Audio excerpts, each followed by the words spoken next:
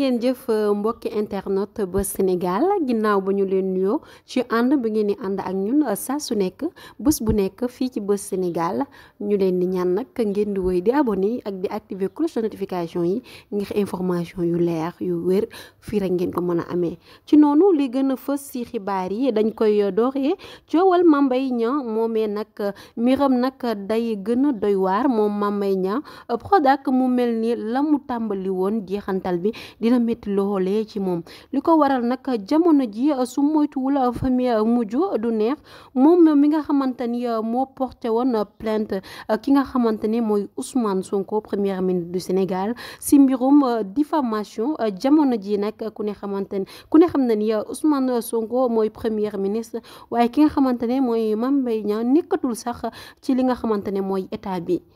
ñu bëri nag ñi ngi wéy di wax ne est-ce que bu ñu demaatee ci procès boobee kii di Mame Mbaye Niang du ñàkk ci kanamu Ousmane Sonko.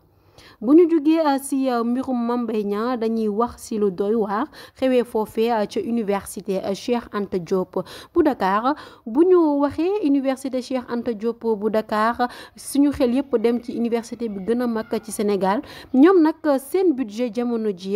wàcc na lu tollook 10 milliards de francs CFA à la subvention de l'État au COUD mu nekk info bi nga xamante ni ba ñu ko publier daanaka askan wi dañoo jaaxle. ba jamono ji kenn ku si nekk mi ngi si àddu am na sax ñuy laajte ndax information boobee ndax dëgg la waaye lu ci mënti am Buzz SN dina leen ko toppal ba mu mat ñëw indil leen ko fii ci Buzz Sénégal. bu ñu jugee foofu dañuy wax si li gën a fës ci xibaaru people am ñëpp di ko xaar le samedi incha allah muy mariage bi dox si diggante Dieyna Baldé ak ki nga xamante ne mooy Bril Faye foofu mu doon mariage bu ñëpp doon xaar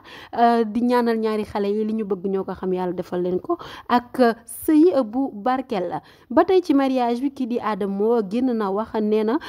mariage bu nar a neex la ndax ñaari xale yi dañoo bëggante. bu ñu jugee ci mariage bi dañuy wax ci mbiru tàggat yaram ni ngi démb yamook 10 octobre 2024 le Sénégal doon jàkkaarloog ak Malawi ci qualification Coupe d'Afrique fële ca Maroc